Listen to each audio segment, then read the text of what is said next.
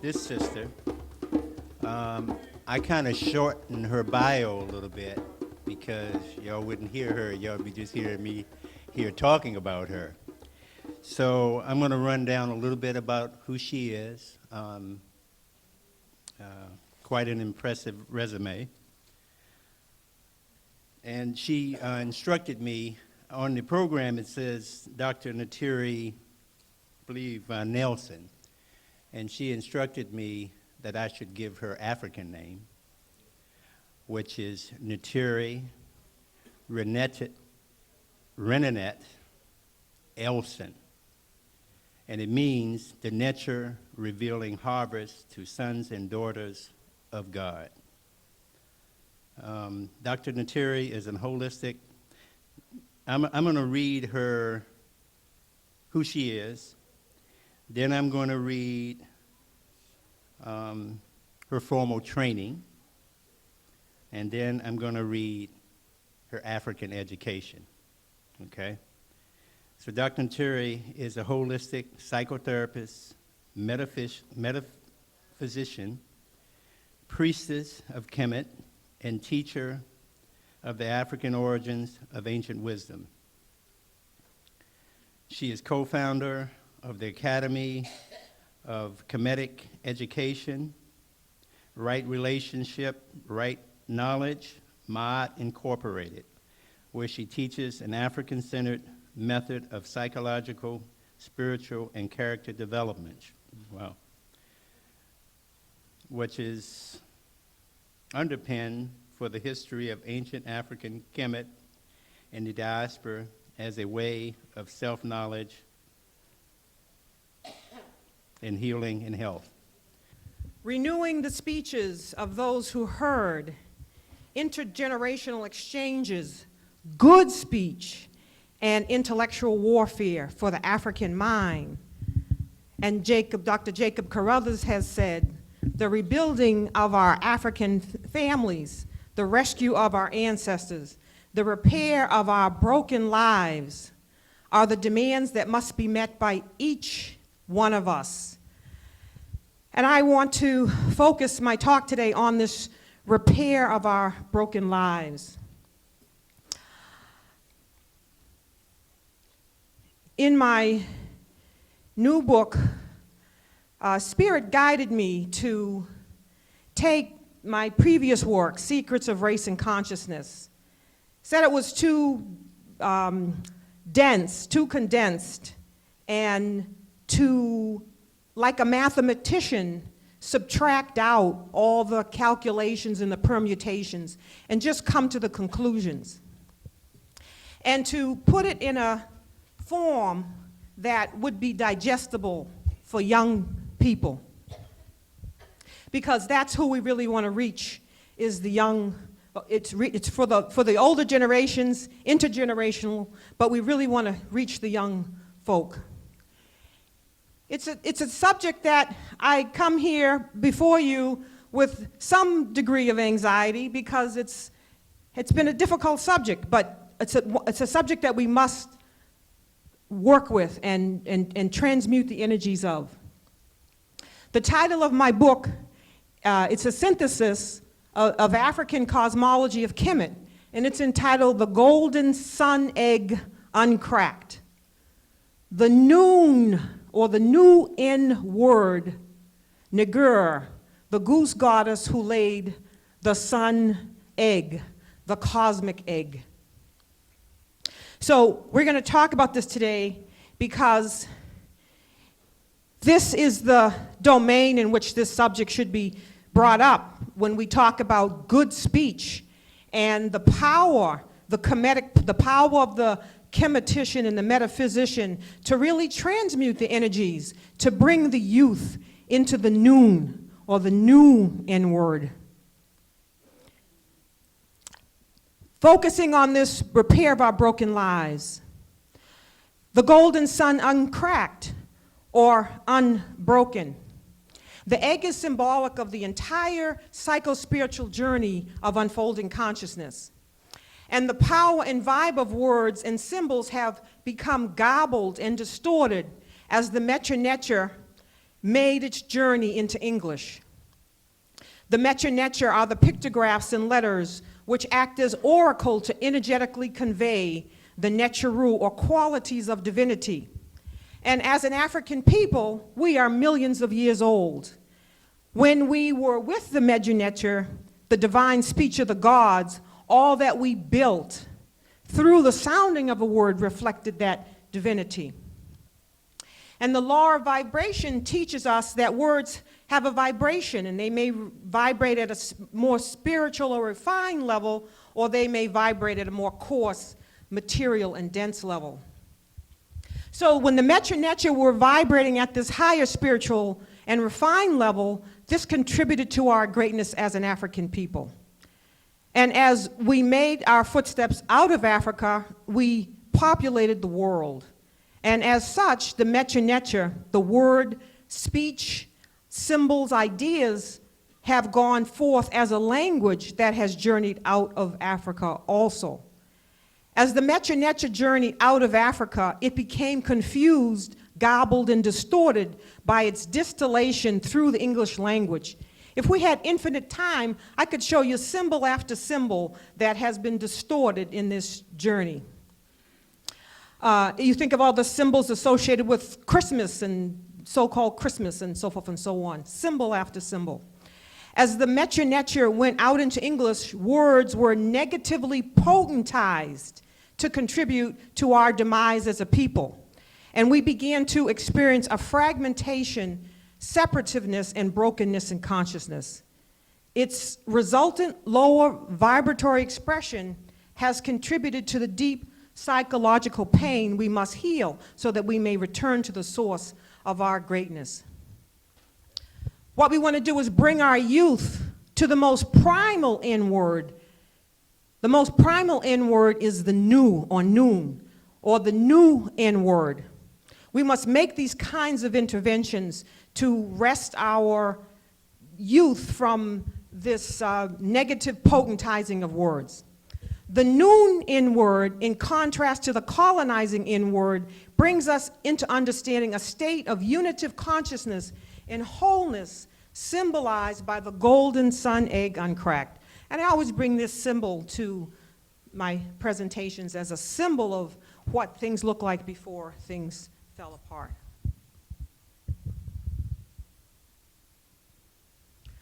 The pyramid text teaches us about the status of this egg as it has made its journey. We read, "My nest is not seen," as we teach our youth the African cosmology out of the noon. We read, "My nest is not seen, and I have not broken," read here, "cracked my egg. I am Lord of millions of years. I have made my nest in the utmost part of heaven. I have come down unto the earth of Geb." So we see the journey from heaven to earth and how we needed to maintain the integrity of our heavenly station as we moved on this earthly plane, but what may have happened. As we continue, we read, "In his birth, he says, I am the babe, born as the connecting link betwixt earth and heaven, and as one who does not die the second death. He issues from the disc or from the egg. He is pursued by the Harut reptile. But as he says, his egg remains unpierced by the destroyer. For the egg to remain unpierced means to remain uncracked and unbroken." But as we continue, we read, "Be saved from the attack made against him at the crossing." This indicates that assault on his young divinity is made as soon as he crosses the line on the west in his descent.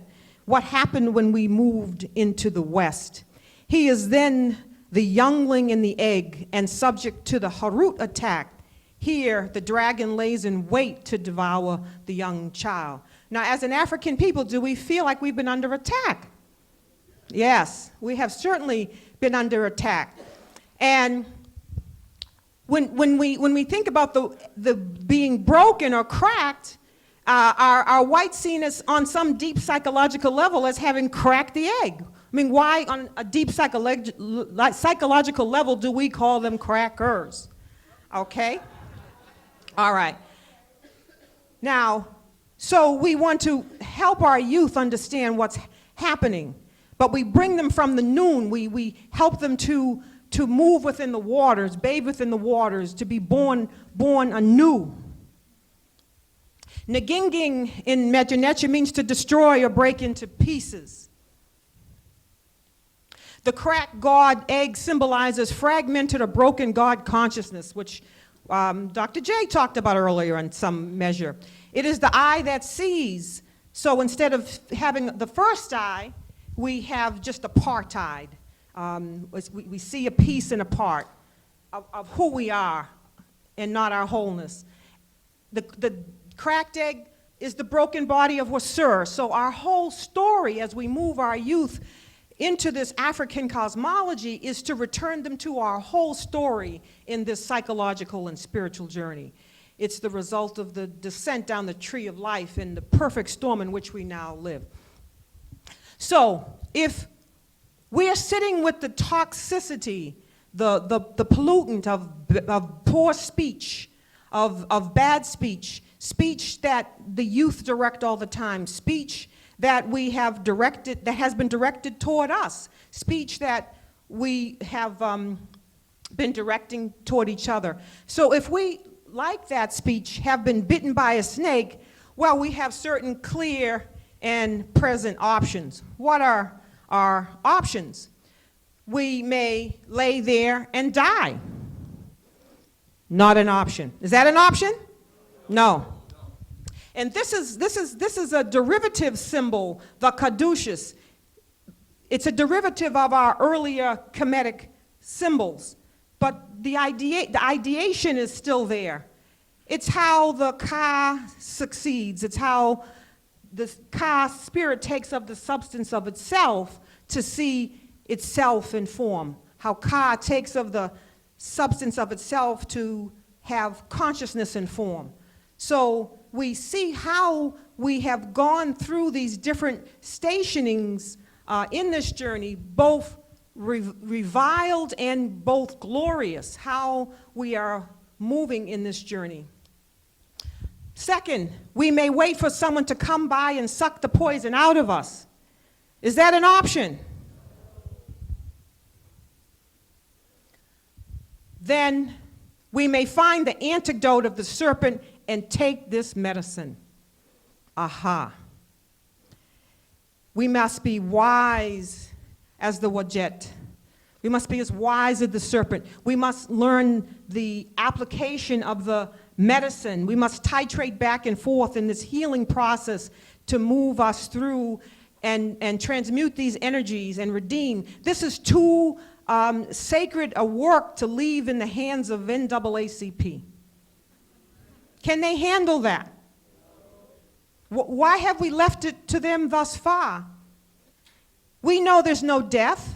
We're the ever-coming one. So we know where there's been a so-called death, there must be a renewal and a rebirth. So let's be a part of that process.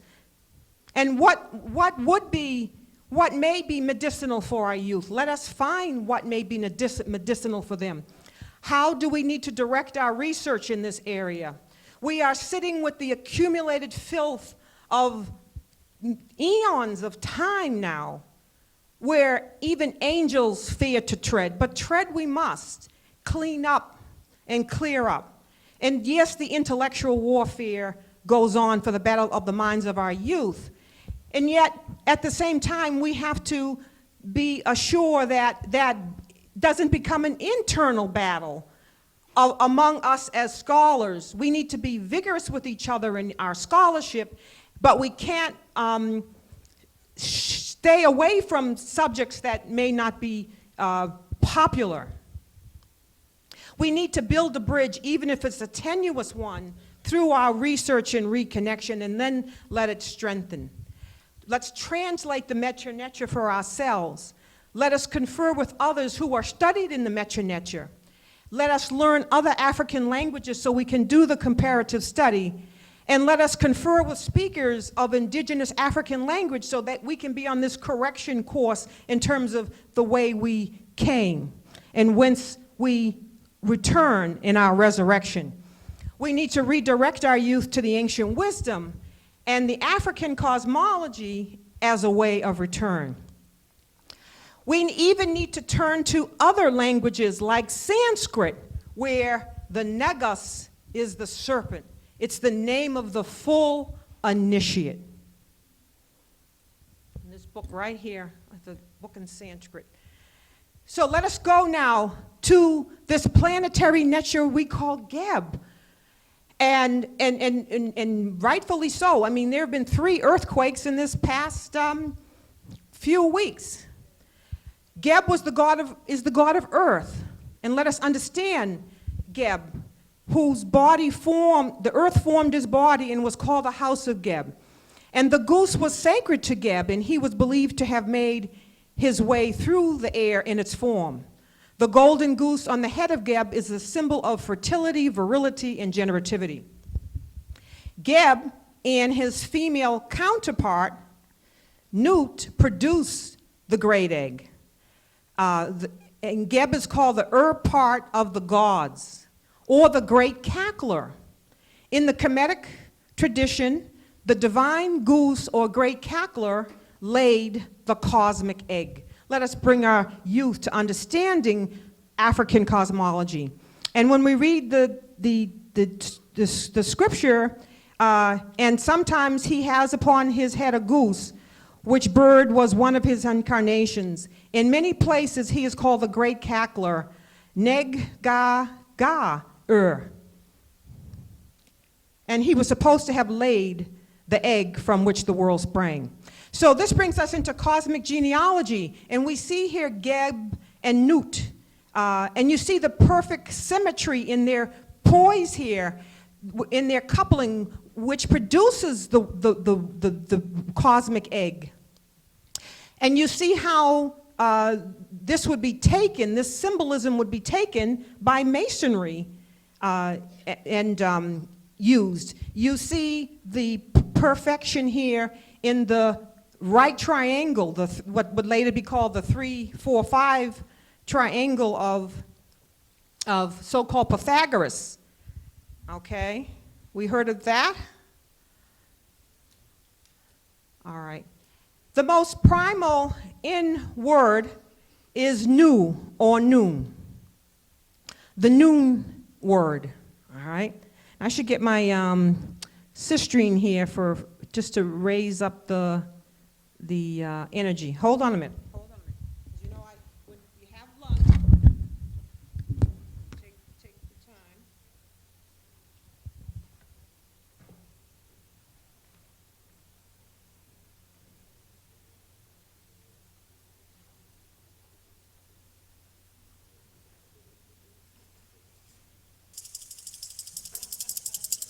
Wake up the energy.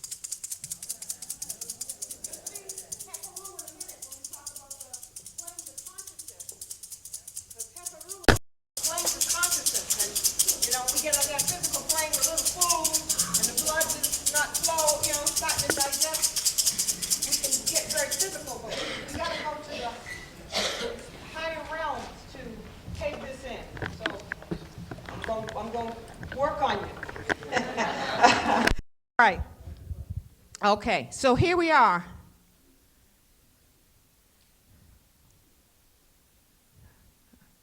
Let's see what slide I left off on. Okay, so the most primal N word is nu or noon, the new N word. Let's bring this to our youth. We read, I came into being from primeval matter, and I appeared under the form of multitudes of things from the beginning. Nothing existed at that time, and it was I who made whatsoever was made. I was alone, and there was no other being who worked with me in that place. I made all the forms under which I appeared by means or out of the God soul which I raised up out of nu, out of a state of ineptness. I found there in nu no place wherein I could stand. I laid a foundation. I made the other things which came into being, which were manifold, and their offspring came into existence from the things to which they gave birth. It was I who emitted Shu, and it was I who emitted Tefnut. And Shu and Tefnut were raised up from out of the nu wherein they had been. So this is the birth of the cosmic sun egg. So within the infinite, eternal, all in all, the Aman, the fount of all possibility, the black, the deep, the noon, the waters of space, there is a stirring, and the great breath thrills within the waters of noon, raising the fire of Ra, which begins to circumgyrate within the surface of the noon, giving birth to the children of Shu and Tefnut, which are the centripetal and the centrifugal forces in nature. And as the circumgyration within the waters of noon continues, there raises a mound within the waters of noon in this play and display between Shu and Tefnut. And as that fire continues in its circumgyration, one flame shoots high above all others, and in one solitary ray takes aim and pierces and penetrates the mound, fecundating the cosmic egg, the universe. An explosion of light. This is called by various names. The universal Ba, the world egg, the world soul, the cosmic egg, the cosmic sun. It's called the Eye of Ra, the Eye of Ra rising upon the waters of noon. It's called Nginga. Dr. Fukuyao talks about the seed. So as the sun, it was the sun in the egg in Kemet, it became the seed in Congo. So this dance of the twin forces of Shu and Tefnut enable the coming into manifestation of myriad life forms. And from this cosmic egg, all worlds, all creation arise. So we see the arising of super galaxies, constellations, suns, planets, moons, and ultimately Earth, and man, and tiniest atom. All of these are Ba. So there is Ba that is tiniest atom, there is Ba that is universal, Ba in total, and there is everything in between. So there is Ba within Ba within Ba, there is egg within egg within egg, there is I within I within I, and there is seed within seed within seed. So on our planetary level, we can then locate Geb as the being that is ensouling our Earth on our local planetary level. And the goose eggs symbolize the birth of humanity, not only humanity, but the individual and collective consciousness of humanity. Geb is one of the company of the gods who watched the weighing of the heart of the deceased in the judgment hall of Wasur. And on his brow rested the secret gates which were closed by the balance of Ra and which were guarded by the God himself. The righteous who were provided with the necessary words of power were enabled to make their escape from the earth wherein their bodies were laid, but the wicked were held fast by Geb. So there's what we need to do in terms of this collective consciousness and this putting ourselves back together again. We see from the scripture that the care of the egg is important. It says here, I am the egg which dwelt in the great cackler. I keep ward over the great place which Geb hath proclaimed on earth. I live, it liveth. I grow up, I live, I snuff the air. In other words, if we take care of the earth, we take care of ourselves. So the egg is diminished or enhanced by the degree of its safeguarding. Unlike the material nest egg, we may try to protect in guarding our wealth, money, or physical well-being. Geb is how we are guarding our spiritual wealth in developing the nest egg of wisdom or the all-seeing eye. It is the sun in each of us. This is initiation. Let us bring our youth into these kinds of initiations instead of their gang initiations. Let them understand what it means to develop this planetary consciousness.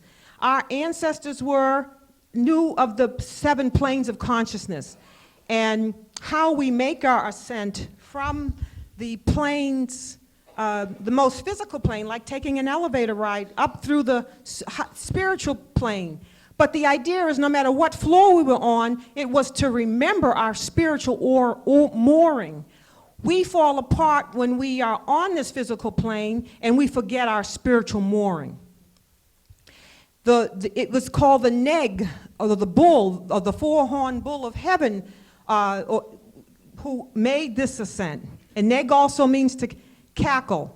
We are then wise and unbroken when we maintain the integrity of the Negg or egg and what psychology later would call the ego. The world egg.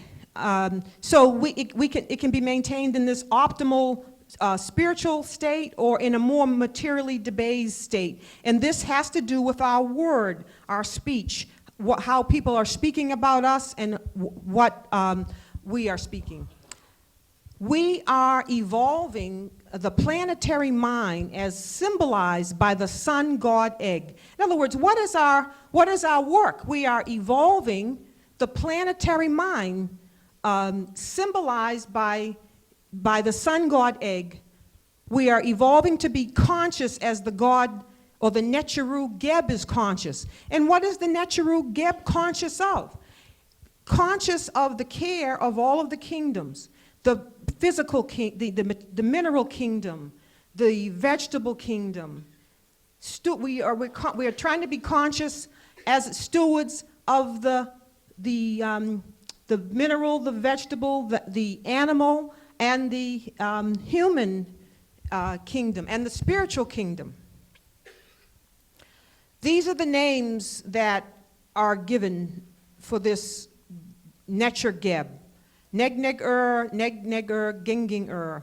So there's much work to be done to understand what these words mean and where they are coming from. But we start from the noon and we work our way in understanding which way to go. Negg means to cackle. Geb is the great cackler. And the cackler means to start time, similar to the rooster in the morning who cackles and arouses one from slumber. Geb arouses us into this space-time continuum which we measure up in being fully conscious of the one true self that we are. But we've gone out on this game of hide and go seek. And from our high spiritual mooring, we extended a seeming self that went out and hid. And then we counted 1, 2, 3, some finite number.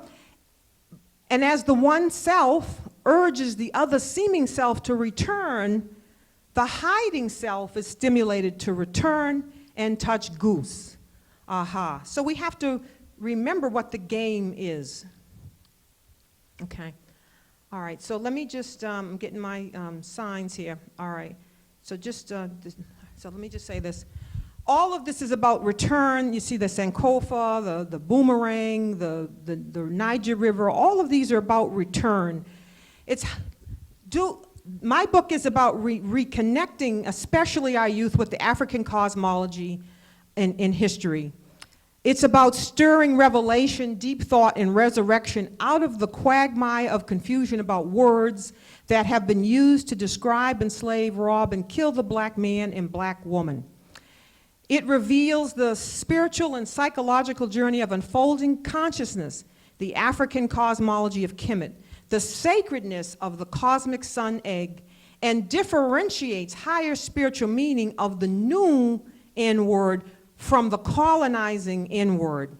It retraces and ferrets out and dispels word meaning. It helps to dissipate the power to wound that the N-word has had as Metu have gone out into English. And it points the way toward healing so that we may return to the source of our greatness. It helps to teach youth how to wordsmith word meaning at both lower and higher spirals of vibration and dispel illusion so that we may reclaim and use power at its most optimal and divine spiritual level of vibration. And finally, as African and African diaspora, the new N word is a pathway to understanding the resurrection of ourselves from the devastating impact and concentrated pollutant of the colonizing N-word. As we ungarble the new N-word and see the probable distortion of an ancient harmonic, our footsteps retrace a path deep within our African cosmology and cosmogenesis. We thereby reconnect ourselves, particularly our youth, with that which rings true to our story, our healing in our mother Africa. Through this reconnection, the resurrection of the Metu nature, as inextricably linked with our own, is revealed.